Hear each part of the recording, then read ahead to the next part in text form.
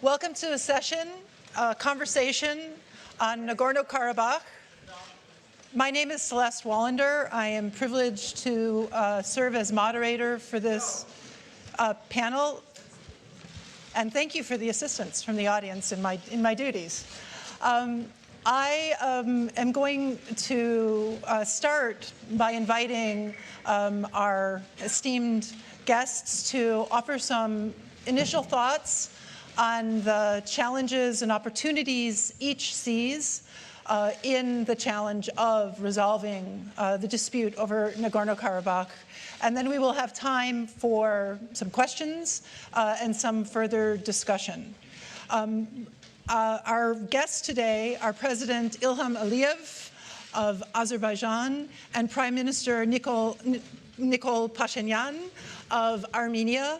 The two leaders are at the heart of something that the Munich Security Conference has always sought to speak to and to help advance, which is the peaceful resolution of disputes in the international system. And I'm really grateful to Chairman Ischinger for making sure that this issue it remains on the agenda and in the attention of the Munich Security Conference. With that, let me turn to President Aliyev and invite him to offer his thoughts on the challenges and opportunities. Thank you. First of all, I'd like to express gratitude to Chairman Ischinger for organizing this event. I told Mr. Ischinger just now that there was an opportunity to deliver the messages from Armenian and Azerbaijani leadership several years ago in Davos. And the predecessor of Mr. Paşinyan was supposed to attend, but last moment he canceled his participation. So I'm glad that finally we get to the point, so we'll be able to deliver the messages and to answer the questions, which I think will be enough today. So first of all, on the resolution, in order to talk about how to resolve the conflict, first we need to go back and to look to the history of the issue. Nagorno-Karabakh is part of Azerbaijan. This is historical truth, and this is based on the international law norms. And territorial integrity of Azerbaijan is recognized by the whole world, and Nagorno-Karabakh is integrated part of our country. From historical point of view, back in 1805, the Khan of Karabakh, Ibrahim Khan, signed a treaty with General of Russian Empire, Tsitsanov. Under this treaty, Karabakh Khanate, Azerbaijani Karabakh Khanate, as an independent country, became under the rule of the Russian Empire.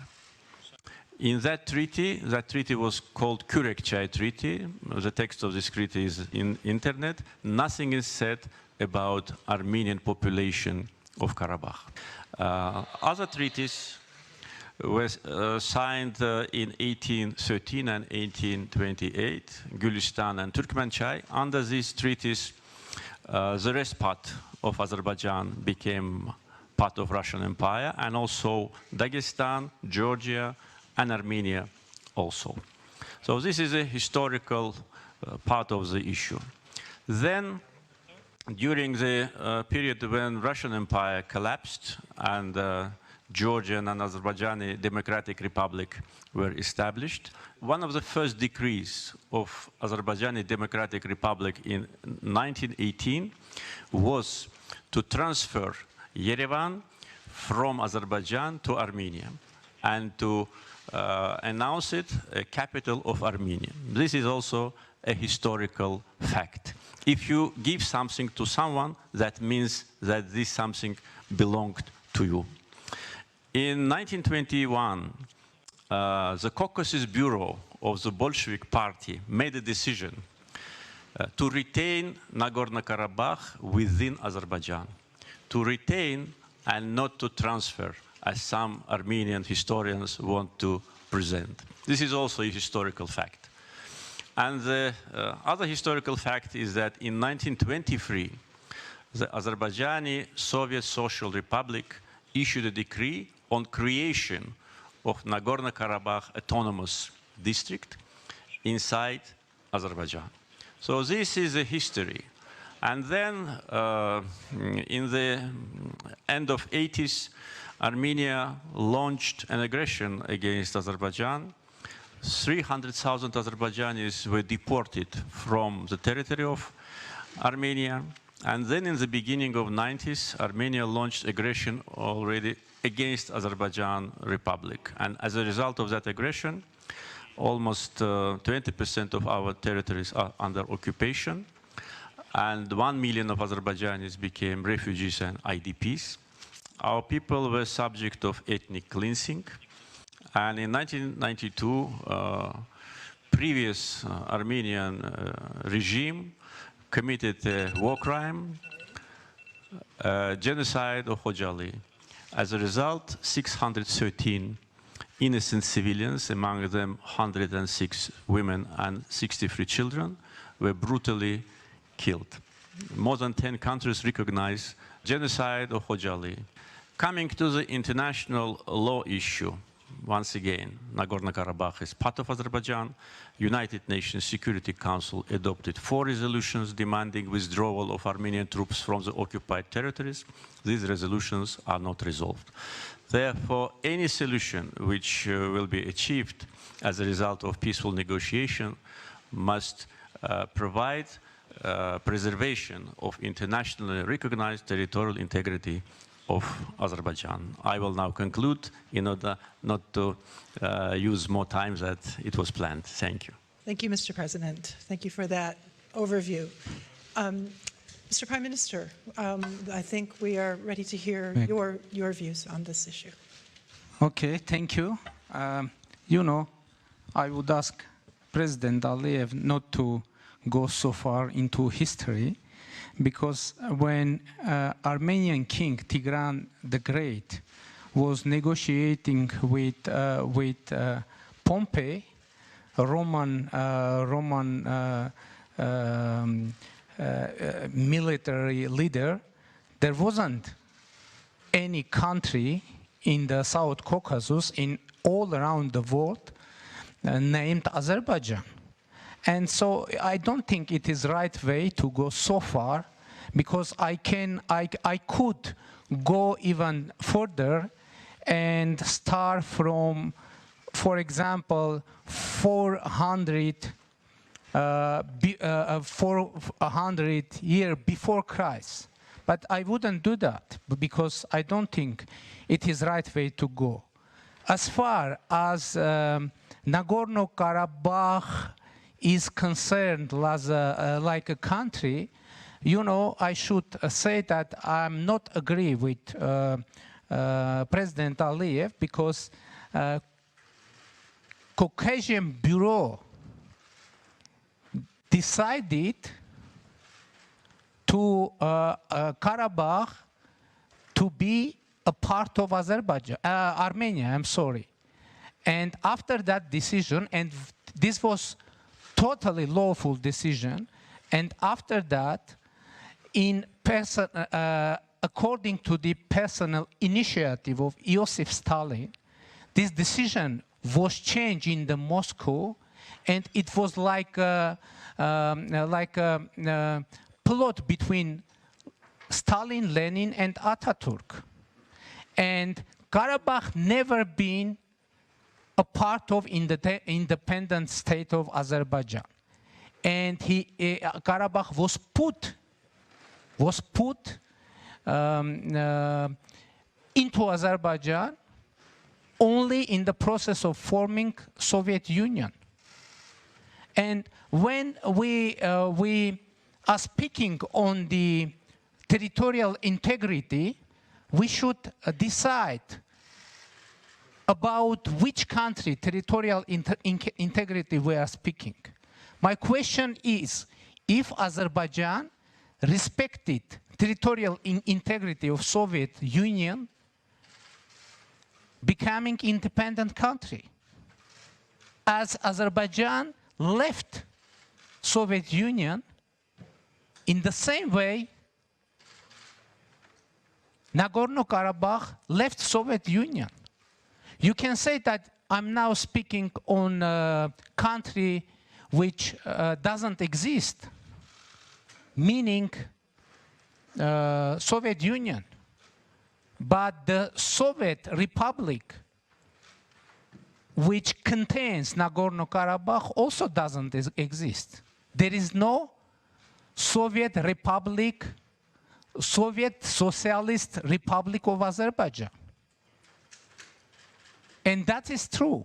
And like Azerbaijan gained independence from Soviet Union, in the same way, Karabakh gained independence both from Soviet Union and from Soviet Azerbaijan.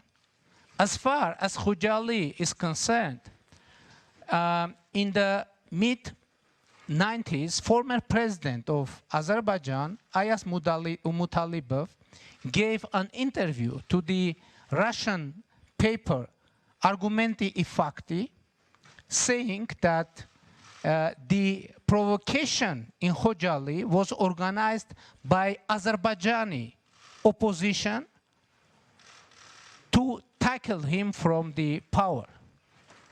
And this happened actually because as a result of that event, Ayaz Mutalipov was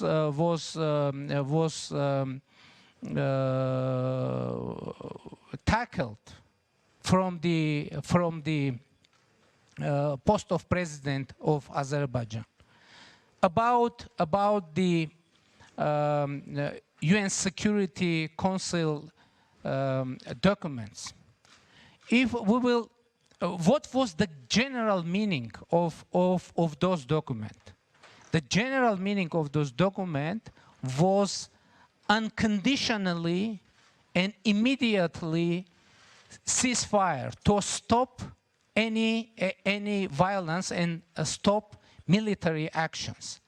And when we will see US Security Council Resolution 884, we will see that they're written that Azerbaijan violated ceasefire, and as a result, Azerbaijan lost territories.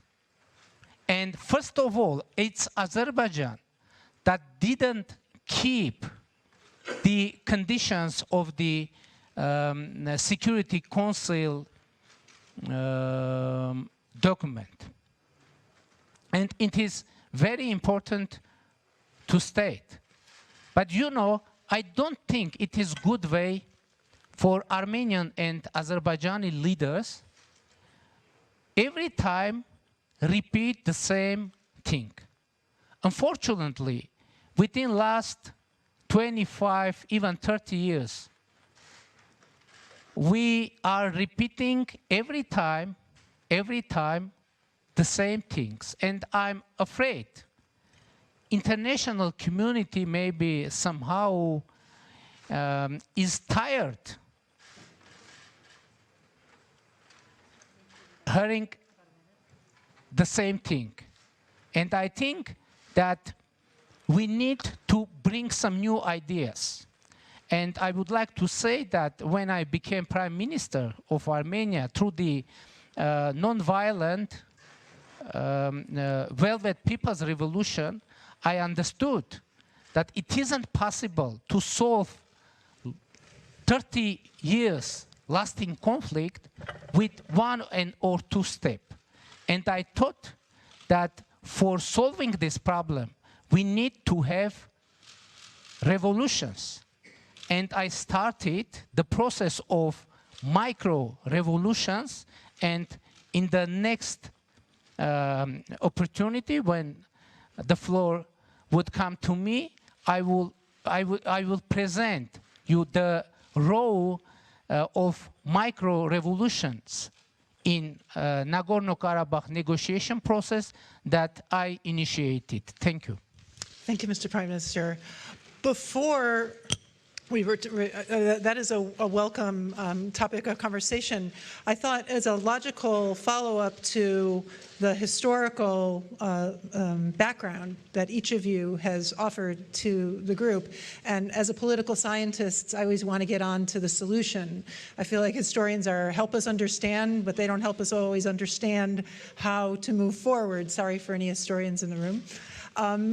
What I wanted to get your thoughts on, and I'll start with you, Mr. Prime Minister, if you're here in an international audience, many experienced negotiators, many who have worked on this challenge for some 30 years and trying to support a peaceful resolution of the dispute.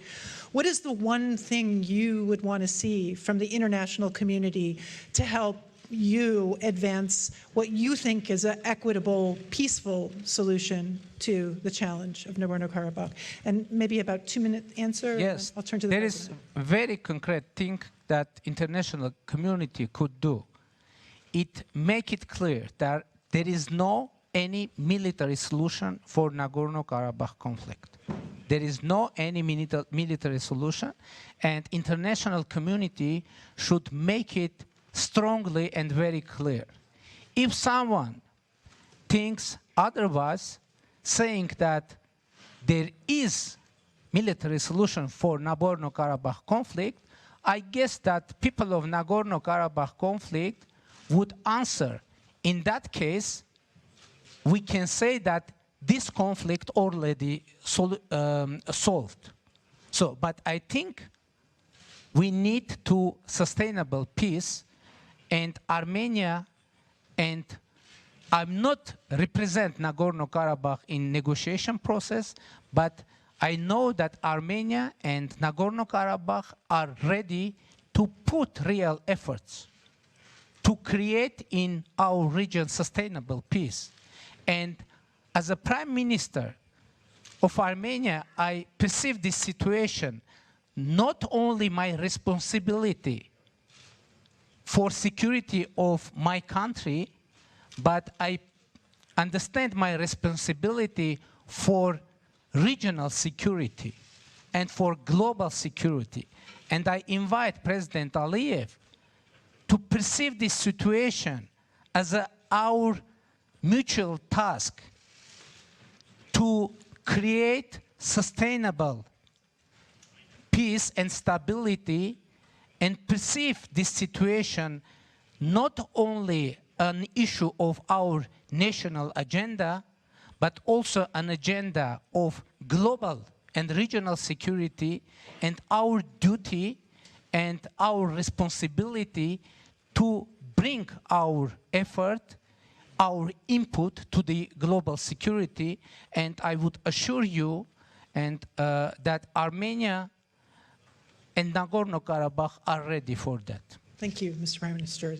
Those were very helpful, and thank you for sharing your priorities with us. President Aliyev, may I ask you the same question? You are very experienced in negotiating this. You've dealt with many people in this room on the issue, but help us understand, what do you think is the most important at this moment in history for the international community to do to help you advance what you think is an equitable and peaceful resolution to the conflict? First of all, I'd like to make one comment. I'm absolutely sure that we came here to tell the truth.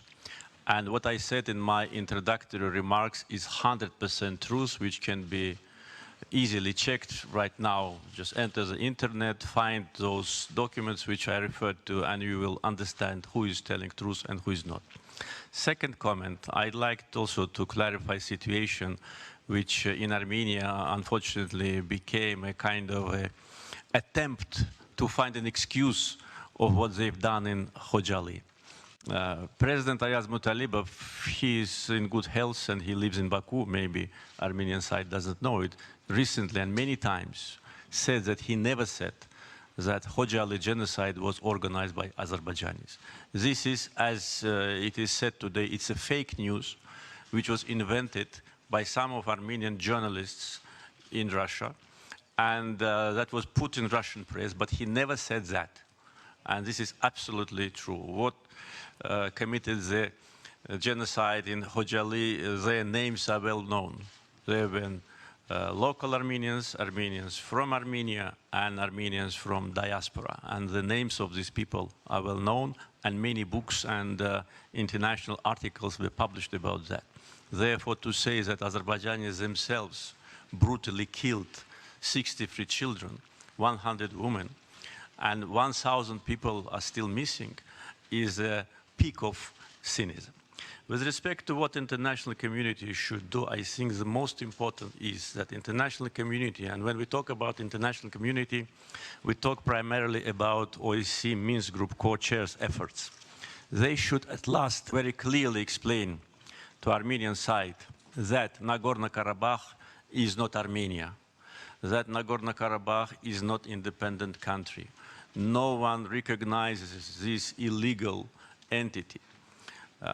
So this is number one. The second, I think there should be more international pressure on Armenia in order to implement resolutions of Security Council, because there is no higher international body than Security Council of United Nations. And they adopted 4 resolutions. It's easy to check.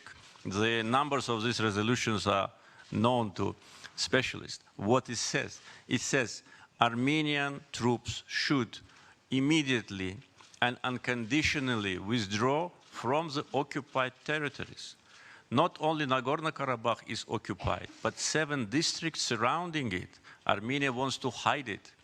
7 districts where Armenians never lived. In the last Soviet census of 1989, the population of Nagorno-Karabakh was identified as 189,000 people, out of which 139,000 Armenians, 48,000 Azerbaijanis, and some other representatives of other people. So all Azerbaijanis were ethnically cleansed from Nagorno-Karabakh and from our ancient city of Shusha.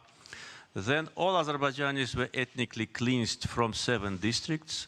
They committed a genocide against our people, against our culture. They destroyed our mosques. They destroyed our graves. They changed the name of our cities.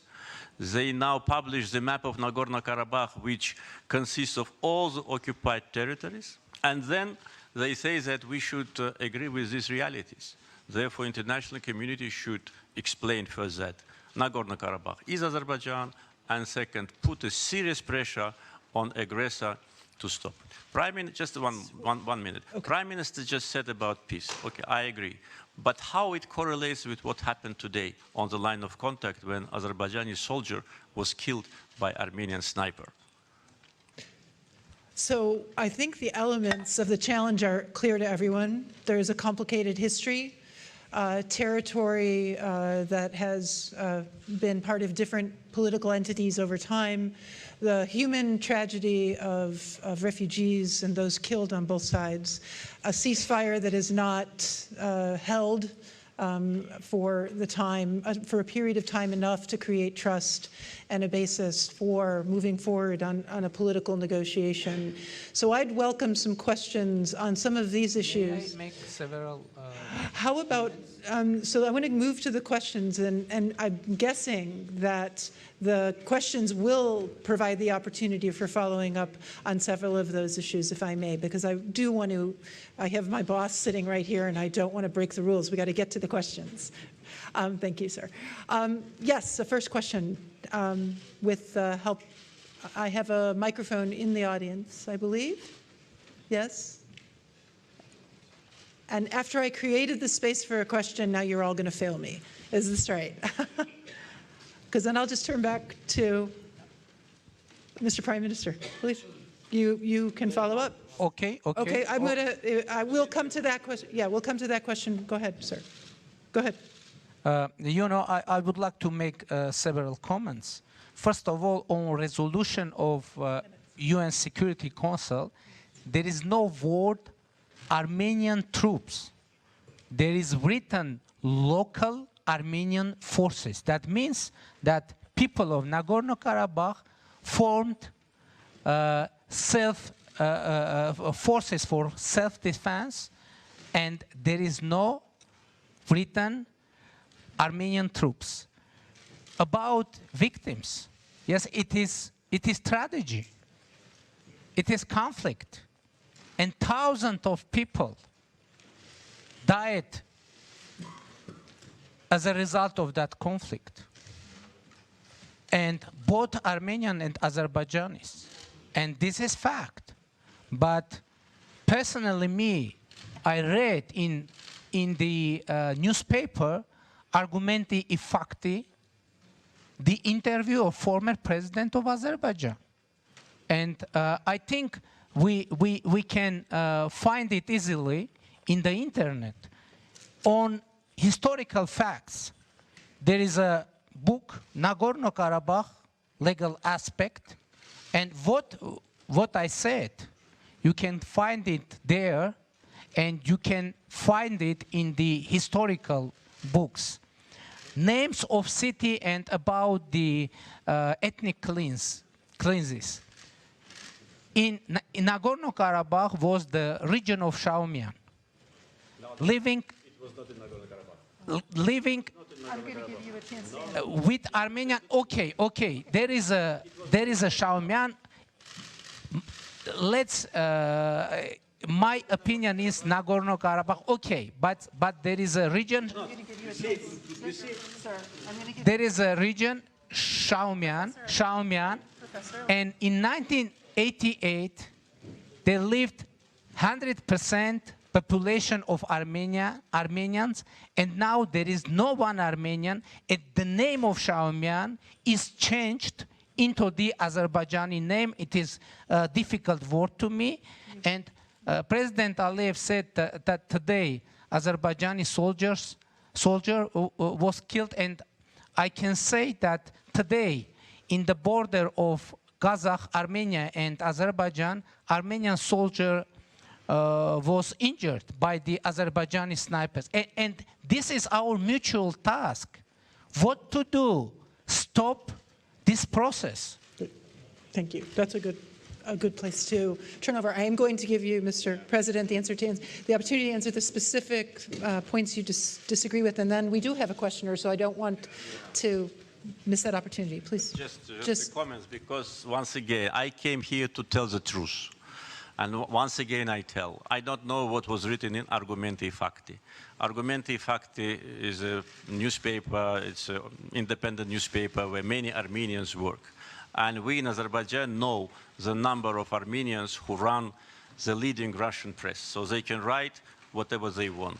Therefore, I refer to the official statement of the former president of Azerbaijan, Ayaz Mutalibov, who said that he never said that.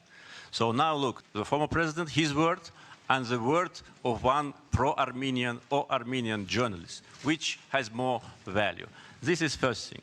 About Shaumian, Mr. Prime Minister was just pointing that it was Stalin who made a decision to give Nagorno-Karabakh to Azerbaijan, which is wrong, because again, look at the Caucasus Bureau, July 1921, when it is said to retain Nagorno-Karabakh in Azerbaijan and not to transfer it to Azerbaijan.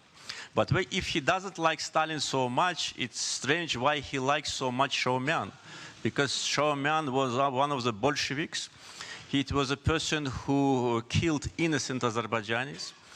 And today's so-called capital of Nagorno-Karabakh is named after his name. The question, if Nagorno-Karabakh is an ancient Armenian territory, why doesn't it have the ancient Armenian name for the capital? Because the ancient name for the capital is Khan Kandi, the village of the Khan.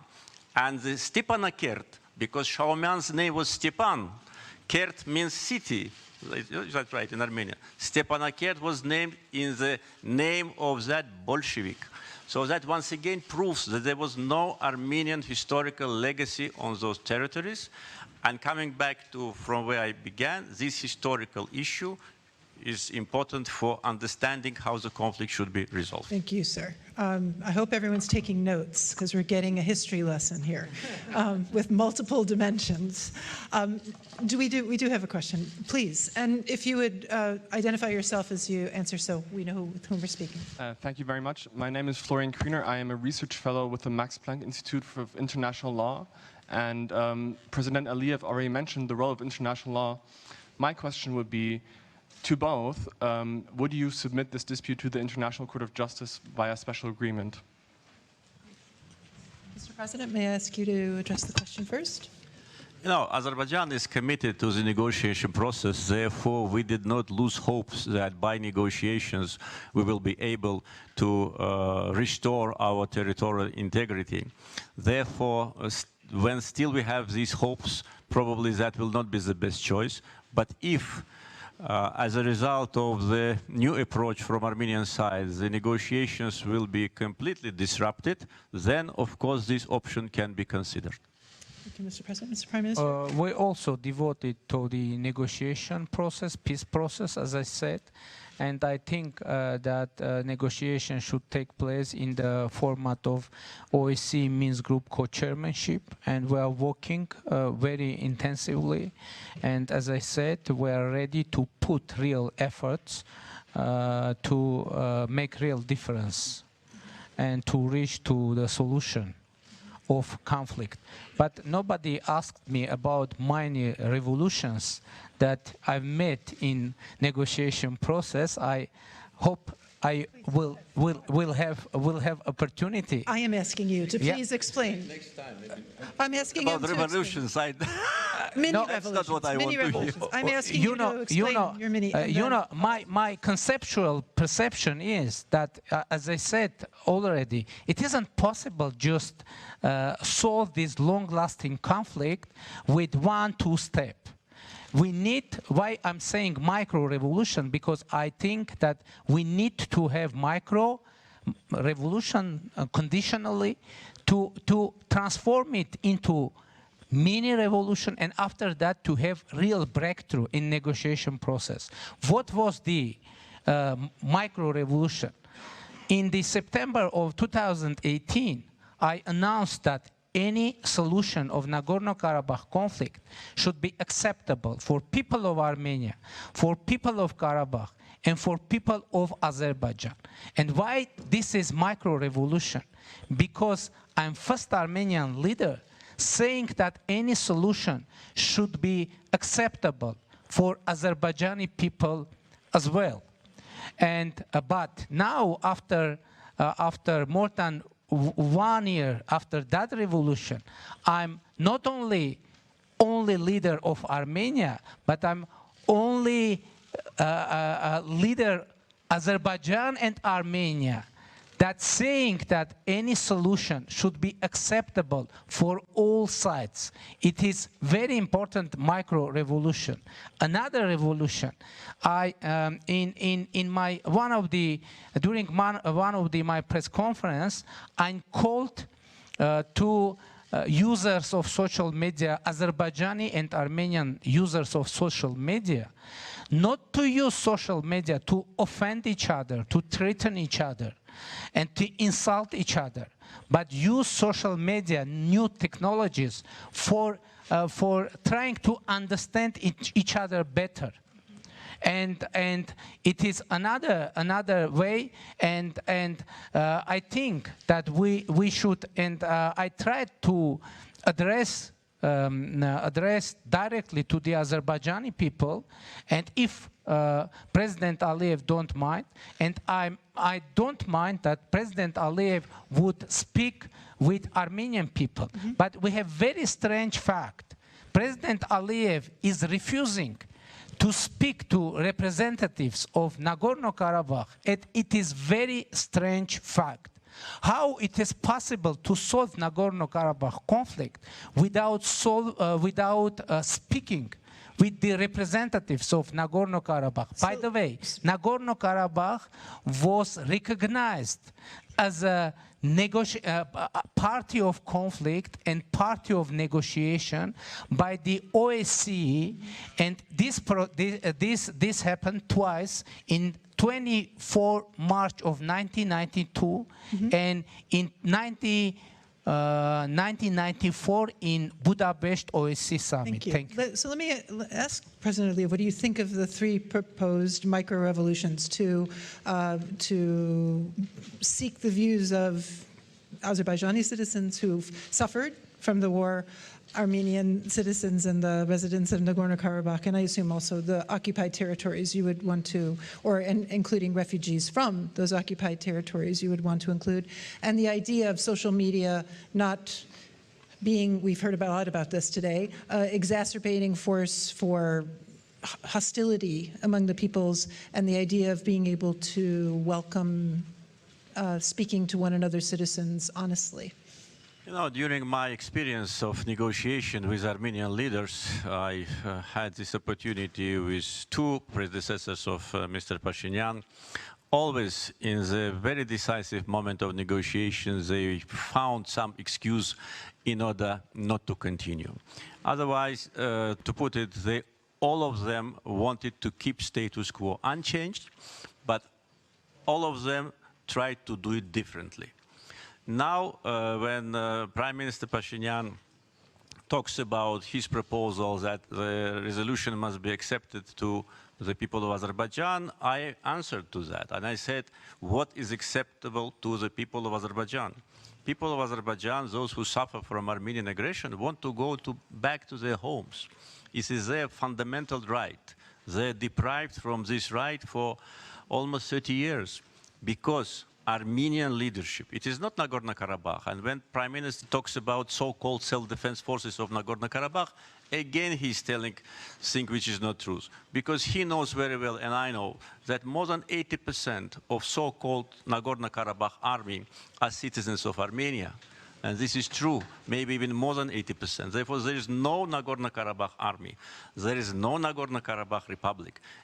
And there are only two parties to the conflict, Armenia and Azerbaijan. Ask OSCE Minsk co-chairs, who are the parties to the conflict? They will say the same, Armenia and Azerbaijan. Nagorno-Karabakh is not. Why it is not? It is other question, but it is not, and we are not going to talk to them.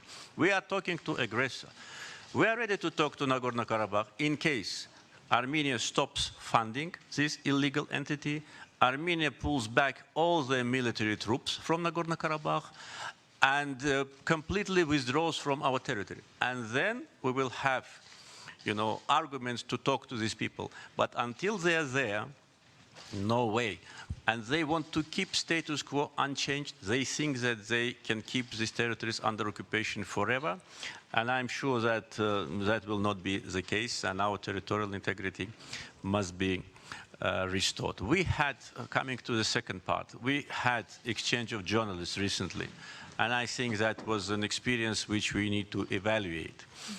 We need to evaluate its positive and negative side, because part of society in Armenia and in Azerbaijan was not very supportive to that format. But that was a decision by two leaders to try.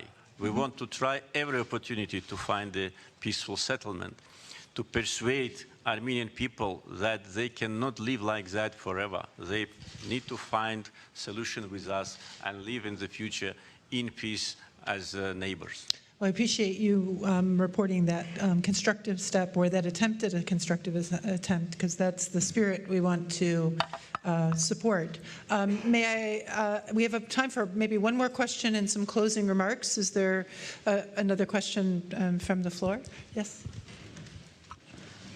Thanks a lot. My name is Elena Chernenko. I'm a Russian journalist from the Kommersant newspaper and the Munich Young Leader of 2015. Russia is one of the countries that is trying to bring about a solution within the OSCE process. And as far as I understand, one of the proposals was maybe leaving the status question for later and trying to do something that maybe the sides can more eagerly agree about, for example, about those districts around Nagorno-Karabakh, creating a corridor and other steps. So do you see any chances for an interim solution that would leave the status question for later and resolve maybe some of the other things? Thank you. President Aliyev, do you have thoughts on the question? Yes, I think this is possible, and this proposal was seriously considered by Azerbaijan, and in general we gave our agreement to that. That's the most reasonable thing to do, because it's clear that we need to resolve this conflict in phases. We cannot resolve it one and completely in one day. It should be put in phases, and the first phase should be, and as the journalist said in the Russian proposal, liberation of part of the occupied territories, return of Azerbaijani IDPs to those territories, resettlement of that territory. In the meantime, the process of normalization of relations between Armenia and Azerbaijan, and the status of Nagorno-Karabakh to be discussed later when both sides are ready. Because without the process on the ground, without beginning of liberation of the territories, it will be not possible to agree on the status.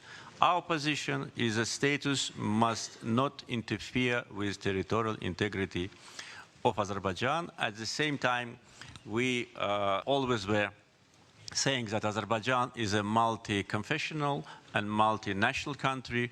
There are many national minorities in Azerbaijan who live in peace and dignity. And when our territorial integrity is fully restored, Armenians as national minority will enjoy all the rights and privileges as any other representative of any other nation in our country. Well, thank you, President Əliev. Step by step sounds like your own micro-revolution, so I like this theme.